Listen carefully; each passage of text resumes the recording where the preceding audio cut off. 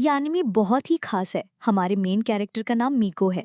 वो बहुत छोटा था तभी कुछ ऑगस्ट ने उसके पेरेंट्स को ख़त्म कर दिया, जिसके बाद उसने फैसला किया कि वो इस धरती पर से सभी ऑगस्ट को ही ख़त्म कर देगा। अब कहानी की शुरुआत में हमें पहले बताया जाता है कि जब इस धरती पर मॉन्स्टर्स अपीयर हुए थे, तो उसके बाद से सभी ह्यूमंस ने अपने अपने किंगडम अलग अलग बना लिए और कुछ गार्ड तैयार किए जो कि उन मॉन्स्टर्स को उनके किंगडम में आने से रोकते हैं। तो अभी करंट टाइम में हम ऐसे ही एक किंगडम का सीन देखते हैं जहाँ पर प्रिंस सैली अभी अपने गार्ड से ही डरकर भाग रही थी। वो गार्ड उसका पीछा इसीलिए कर रहे थे क्योंकि सैली का सपना है कि वो अपने किंगडम को छोड़कर एक एडवेंचर पर जाए, जहाँ पर वो हर चीज़ के बारे में जाने और इस वर्ल्ड को देखे। लेकिन उसके पेरेंट्स अभी ऐसा नहीं चाहते। अब वो भागते हुए एक ट्रैवलर के पास पहुंचती है और हमें जानने को मिलता है कि ये कोई और नहीं बल्कि हमारी कहानी का मेन कैरेक्टर मीको है। सैली उससे कहती है कि वो गार्ड को ना बताए कि वो यहाँ पर है। मीको इस पर हाँ कर देता है। वो गार्ड आकर देखते हैं तो उन्हें मीको एक लड़की लगता है क्योंकि उसके लंबे लंबे बाल थे। वो उससे कहता है कि वो यहाँ पर देख कर रही क्योंकि अक्सर यहाँ पर मॉन्स्टर को देखा जाता है, जिस पर मीको हाँ करता है और इसके बाद उन्हें एक लोकेशन बता देता है, जिसके बाद वो गार्ड उसकी तरफ चले गए थे। अब सैली वहाँ पर बाहर आती है और मीको को थैंक्स करती है। साथ ही इसके बाद वो उसे अपने किंगडम में घुमा रही थी क्योंकि किंगडम में हर शॉप के लोग उसे जानते हैं, इसीलिए मीको को यहाँ पर ट्रीट भी मिलती है। बाद में वो मीको को अपने पैलेस पर लेकर जाती है, जहाँ पर वो मीको को बहुत टेस्टी खाना खिलाती है और उससे उसकी स्टोरी पूछती है। क्योंकि मीको एक ट्रैवलर है तो इसने इस वर्ल्ड को अच्छी तरह से देखा होगा। अब यहाँ पर मीको अपनी कुछ कहानी बताता है, लेकिन वो ये भी कहता है कि तुम्हारा पैलेस और किंगडम बहुत शांत है। हर किसी का ही सपना होता है कि वो ऐसे ही किसी किंगडम में रह सके, और तुम तो यहाँ की प्रिंसेस भी हो। लेकिन सैली कहती है कि नहीं, उसका ड्रीम है कि वो यहाँ से बाहर निकलेगी क्योंकि ये उसे जेल की तरह लगता है। वैसे अब रात हो गई थी, इस वजह से वो अपने रूम में चली जाती है। तभी हम बाहर की तरफ देखते हैं कि बहुत दूर से अभी वो मॉन्स्टर यही उस पैलेस के ऊपर नजर रख रहे थे। अब अगले दिन सैली फिर से मीको से मिलने के लिए उसके रूम पर जा रही थी। जब वो वहां पहुंचती है तो वो देखती है कि मीको अभी अपने कपड़े चेंज कर रहा है। वो देखकर हैरान हो जाती है क्योंकि उसे भी मीको एक लड़की लग रहा था। हालांकि इसके बाद अब वो जब वहां से जा रहे थे तो मीको उसे अपनी ट्रैवल की और बाकी सारी स्टोरी सुनाता है, जिसके बाद सैली कहती है कि अब वो बहुत ही कॉन्फिडेंट हो गई है इस बात को लेकर कि वो भी एक दिन ट्रैवल पर जा सकती है, क्योंकि जब मीको जैसा लड़का ट्रैवल कर सकता है तो वो क्यों नहीं। जिस पर मीको कहता है कि अच्छा ऐसी बात है। वैसे अब सैली उससे कह रही थी कि क्या मैं तुम्हारी टीम को ज्वाइन कर सकती हूँ, जिस पर मीको उसे वार्निंग देते हुए कहता है कि मेरी जर्नी बहुत खतरनाक है, ऐसा भी हो सकता है कि तुम कुछ ही टाइम बाद मारी जाओ। ये सुनकर सैली घबरा जाती है, लेकिन मीको कहता है कि वो मजाक कर रहा था।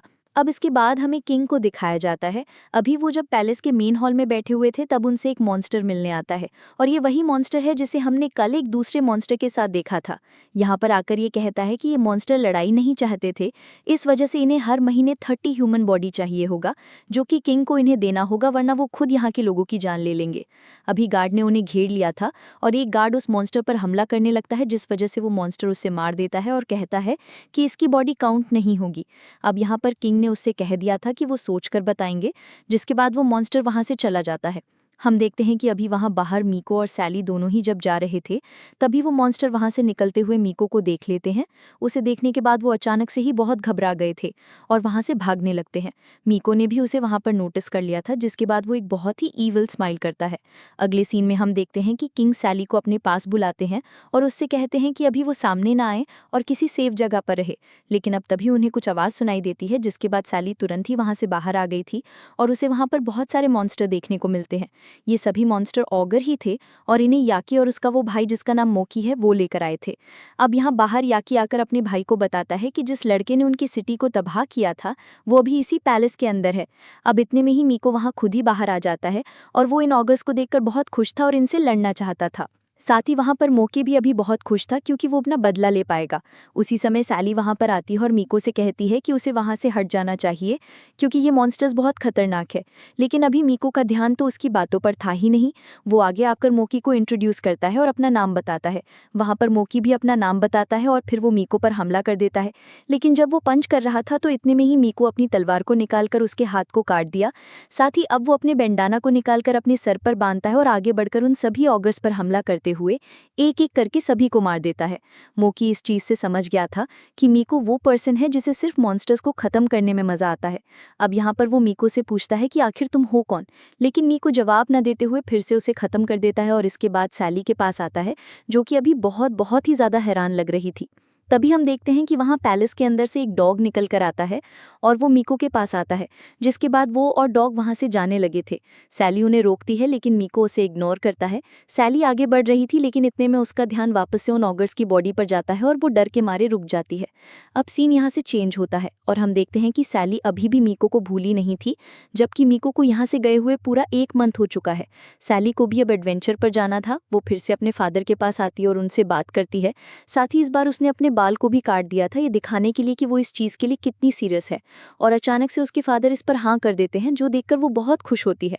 हालांकि उसके फादर उससे पूछते हैं कि वो एडवेंचर पर जा रही है तो क्या इसके लिए उसके पास कोई प्लान है, जिस पर सैली कहती है कि अभी तो नहीं, लेकिन वो बाद में फिगर आउट कर लेगी।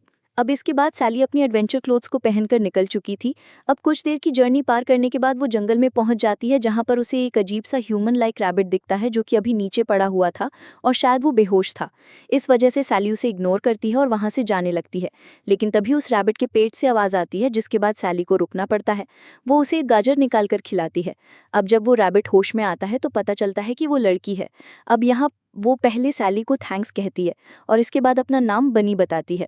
उसे अब यहाँ सैली एक फ़ोटो बनाकर पूछती है कि क्या उसने इस लड़के को देखा है, जिस पर वो रैबिट कहती है कि नहीं, उसने ऐसे किसी लड़के को नहीं देखा। अब सैली को अपनी जर्नी कंटिन्यू करनी थी, लेकिन वो उस रैबिट से भी साथ चलने को कहती है क्योंकि आगे की जर्नी थोड़ी खतरनाक हो सकती थी, जिस पर उस रैबिट का लड़की ने हाँ कर दी थी। अब कुछ देर के बाद वो एक गांव के पास पहुंचते हैं जो ज़्यादा बड़ा नहीं था। वहां पर जब वो एंटर करते हैं तो वहां पर एक विलेजर बनी को देखकर खुश नहीं था, क्योंकि उस विलेज के लोग डेमी ह्यूमन को पसंद नहीं करते। वो आदमी तुरंत ही बनी से वहां से जाने को कहता है। हालांकि वो सैली से अच्छे से बात कर रहा था, लेकिन सैली को ये चीज़ पसंद नहीं आती, इस वजह से वो उस विलेज के अंदर ही नहीं जाती। वो वहां से बाहर आ गई थी, पर हम देखते हैं कि अभी उसे अंदर तो आना था, इस वजह से वो बनी को एक कपड़े से ढक देती है जिससे कि उसका फेस किसी को ना दिखे। और अब वो फिर से उस विलेज में एंटर करते हैं, लेकिन इस बार उनकी मुलाकात उस विलेज के लॉर्ड से हो जाती है। अब हम देखते हैं कि वो यहाँ पर इनसे अच्छे से बात कर रहा था, क्योंकि उसे अभी तक बनी की असलियत नहीं पता थी। तभी बनी उस लॉर्ड के पास बहुत सारी कैरेट को देखता है और खुश होकर आगे आ जाता है और उसका फेस भी अब दिख गया था। लेकिन वो लॉर्ड इस पर कोई रिएक्ट नहीं करता, बल्कि वो समझ गया था कि ये दोनों ही ट्रैवलर हैं। इसलिए वो इन दोनों से कहता है कि अगर वो रात को कहीं रुकना चाहते हैं तो वो उसके घर पर रुक सकते हैं। अब अगले सीन में रात हो चुकी थी और वो दोनों ही वहां उस लॉर्ड के घर पर आ गए थे। अभी वो लॉर्ड बनी को अपना रूम दिखाने के बाद सैली को अपने रूम में ले जा रहा था। वो रास्ते में उसे बताता है कि उनके रीजन पर पहले मॉन्स्टर का राज हुआ करता था। वो कभी भी आकर उन पर हमला कर देते थे, जिस वजह से उनके कई लोगों की जान जा चुकी थी। पर तभी एक ट्रैवलर वहां पर आया और उसने उन सभी मॉन्स्टर्स को मार दिया। उस ट्रैवलर के हुलिये के बारे में जब वो बताते हैं तो सैली समझ जाती है कि वो मीको ही है। वो पूछती है कि क्या आप मुझे उसका पता बता सकते हैं, जिस पर लॉर्ड कहते हैं कि नहीं, वो ये सब नहीं पूछ पाए, क्योंकि वो लड़का कुछ ही टाइम में वहां से चला गया था और वो उसे अच्छी तरह से ग्रैटिट्यूड भी नहीं कर पाई थी, और इसी वजह से वो हर ट्रैवलर को बहुत अच्छे से वेलकम करते हैं। पर अब सैली उनसे पूछती है कि फिर वो डेमी ह्यूमंस को अच्छी तरह से ट्रीट क्यों नहीं करते, जिस पर लॉर्ड कहते हैं कि डेमी ह्यूमन किसी डीमन से कम नहीं, भले ही वो शुरुआत में कितना भी अच्छा बिहेव करे, लेकिन अंत में वो बुरे ही होते हैं। अब यहाँ पर सैली उन्हें कुछ समझाती नहीं है, वो बस उनकी बातों को इग्नोर करती है। अब अगली सुबह जब सैली की नींद खुलती है तो उसे एक आवाज़ सुनाई देती है। वो तुरंत ही बाहर आती है, लेकिन बाहर आने के बाद उसकी मुलाकात एक डीम से होती है। ये डीम एक ऑगर ही था और ये यहाँ पर इन ह्यूमंस पर हमला कर रहा था। अब सैली वहाँ पर आती है और उसे देखकर डर जाती है, जिसके बाद वो डीम उस पर भी हमला करने वाला था, लेकिन अब सही वक्त पर बनी वहाँ पर आती है और 2 किक मारते हुए उस डीम को ख़त्म कर देती है। हम तभी देखते हैं कि वहाँ उस विलेज के बाहर कुछ सोल्जर्स अभी इन सब चीज़ों को नोटिस कर रहे थे। अब यहाँ वापस से विलेज में हम देखते हैं कि अभी सैली बनी को थैंक्स करती है, लेकिन बाकी अभी विलेजर बनी की पावर को देखकर बहुत डरे हुए लग रहे थे। तभी उस विलेज के लॉर्ड वहाँ पर आते हैं और बनी और सैली से वहाँ से जाने को कहते हैं, जिसके बाद बनी अचानक से ही आगे आती है और विलेज के लॉर्ड्स को थैंक यू कहती है, क्योंकि उन्होंने उनकी बहुत मदद की थी। ये देखकर सभी लोग हैरान थे, पर बाद में बनी और सैली दोनों ही वहाँ से निकल गए थे। अब जंगल के पास आने के बाद उनकी मुलाकात उन्हीं सोल्जर्स से होती है जो कि पहले विलेज पर नजर रख रहे थे। वो सोल्जर्स उन दोनों को ही बिना कुछ बताए उन्हें अरेस्ट कर लेते हैं। अगली सीन में हम देखते हैं कि ये वहाँ जेल के अंदर थे। तभी उन सोल्जर का कैप्टन वहाँ पर आता है, जिसका नाम हॉक है। ये यहाँ पर आकर उन्हें जेल से बाहर निकाल लेता है। अभी पहले तो सैली कह रही थी कि आखिर उन्हें पकड़ा क्यों था, तो इस पर हॉक बताता है कि बनी एक डेमी ह्यूमन है और उसकी स्ट्रेंथ देखकर लगता है कि वो बाकियों के लिए खतरा बन सकती है, और इसी वजह से उन्होंने उसे पकड़ा था और सैली भी उसके साथ इसी वजह से पकड़ी गई थी। अब सैली पूछती है कि फिर हमें तुम छोड़ क्यों रहे हो, तो इस पर हॉक बताता है कि उसने विलेजर से बात की थी। उन्होंने बताया कि बनी ने उन्हें कोई भी प्रॉब्लम नहीं दी है, बल्कि उसका नेचर भी बहुत अच्छा है। इस वजह से हॉक को पता चला कि बनी बुरी नहीं है, इसलिए वो उन्हें छोड़ रहा है। हालांकि माफ़ी मांगने के लिए वो उन्हें ट्रीट भी देता है और इसके लिए अब वो उन्हें रिमडारी किंगडम में ले आया था, जहाँ पर वो कैप्टन नाइट है। अब जब वो वहाँ किंगडम में घूम रहे थे तभी हम किंगडम के बाहर दो मॉन्स्टर को देखते हैं। वो दोनों ही ऑगर थे।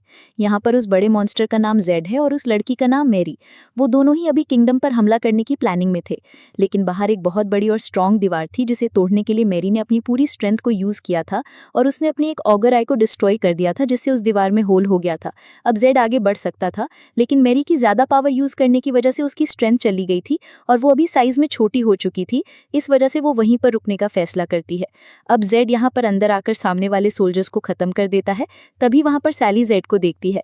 वो उसे देखकर बहुत ही हैरान लग रही थी और उसकी तरफ आगे बढ़ रही थी, जो देखते हुए हॉक उसे पीछे हटाता है और रुकने को कहता है, लेकिन सैली खुद के कंट्रोल में नहीं थी। अब जेड उस पर हमला करने ही वाला था, पर इतने में ही बनी वहां पर आती है और जेड को सामने से हटा देती है और इसके बाद अब वो सैली से वहां से जाने को भी कह रही थी। अचानक से सैली भी होश में आ जाती है, लेकिन वो वहां से जाने से मना करती है। हॉक उसे ले गया था और साथ ही हॉक वहां आसपास के लोगों को भी उस जगह से दूर जाने को कह रहा था, क्योंकि यहाँ पर बहुत खतरा है। अब इस तरफ हम देखते हैं कि वो जेड अभी बनी पर हंसता है और फिर उस पर हमला करने लगता है। बनी अपनी पूरी स्ट्रेंथ का यूज कर रही थी, पर फिर भी वो जेड के साइज के मुकाबले बहुत छोटी है। इस वजह से उसके अटैक का उस पर कोई असर नहीं होता और यहाँ पर अब बनी ही हार रही होती है, जो देखते हुए सैली वहां पर आकर जोर से उसका नाम चिल्लाती है। जिसके बाद बनी के अंदर बहुत ही स्ट्रेंथ आ गई थी और वो मोटिवेट होकर फिर से हमला करने लगी थी, पर इसका कोई भी फायदा नहीं होता, क्योंकि जेड ने फिर से उसे नीचे फेंक दिया था और अभी वो सैली के पास आकर गिरी थी।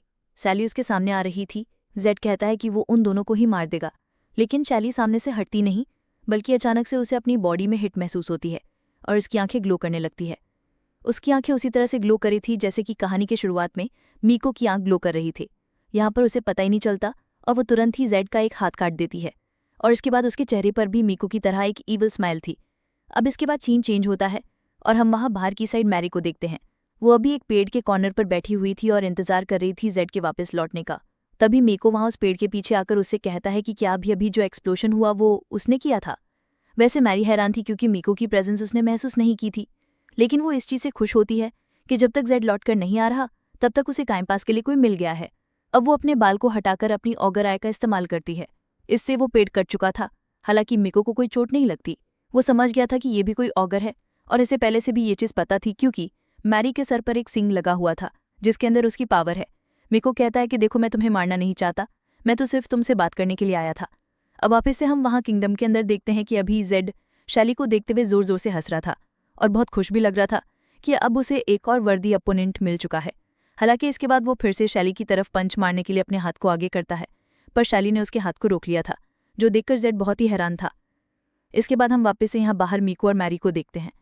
मैरी अभी मीको से पूछ रही थी कि क्या वो वही ट्रैवलर है जो कि मॉन्स्टर्स को खत्म कर रहा है, जिस पर मीको कहता है कि तुम्हें मेरे बारे में पहले से पता है। हालांकि इसके बाद मीको भी उससे पूछता है कि आखिर तुम और तुम्हारा वो दोस्त मिलकर किंगडम के लोगों को मार क्यों रहे हैं। इस पर मैरी कहती है कि इसका सिर्फ एक ही कारण है। ह्यूमंस ने मॉन्स्टर को देखते हुए अपने अपने किंगडम तैयार कर लिए। उन्होंने ये भी नहीं सोचा कि बाकी क्रीचर्स का क्या होगा, और मैं भी उन्हीं क्रीचर्स में से हूँ। मैं भले ही मॉन्स्टर या फिर ऑगर में आती हूँ, लेकिन मुझे उनसे कोई प्रॉब्लम नहीं है, पर फिर भी हमारे पास रहने के लिए जगह नहीं है। सारी ह्यूमंस ने हमसे हमारी जगह छीन ली और इसी चीज़ का बदला मैं लेना चाहती हूँ। जब वो इतना कह रही थी तो वो अपने ओरिजिनल फॉर्म में आ चुकी थी, क्योंकि अब उसकी पावर फिर से रिकवर हो चुकी है। वो यहाँ पर अपनी सभी ऑगराइज को समन करती है और मिको से कहती है कि वो उनके लिए खतरा है और इसी वजह से अब उसे मरना होगा। मिको भी अपना बैंडाना अपने सर पर बांधकर पूरी तरह से लड़ने के लिए तैयार था। वो कहता है कि अगर ऐसा है तो तुम कोशिश करके देख सकती हो। अब वहाँ पर अंदर अभी जेड भी यही बात कर रहा था कि तुम हमारे लिए एक बहुत बड़ा खतरा बन सकती हो। इसीलिए अब वो अपनी एक बहुत ही पावरफुल टेक्निक का इस्तेमाल करता है, जिसकी वजह से वहाँ पर एक ब्लास्ट होता है।